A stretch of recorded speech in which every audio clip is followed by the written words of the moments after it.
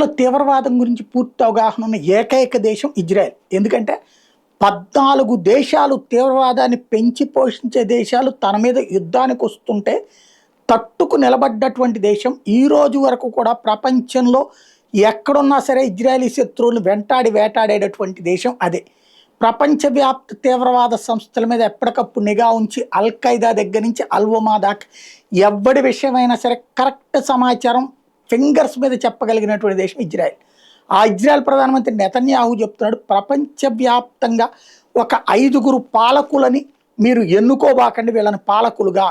ఏదైతే ఇరాన్లో కొమైనీ వారసుడు ఎవరైతే ఉన్నారో అతన్ని పాలకుడుగా పక్కన పెట్టకపోతే ఆ దేశం నాశనం అవుతుందితో బిగించేసి, మందాని లాంటి వాడిని ఎలక్ట్ కావద్దని చెప్పడంతో బిగించేసి, అందులో రాహుల్ గాంధీ ఫోటో కూడా పెట్టాడు.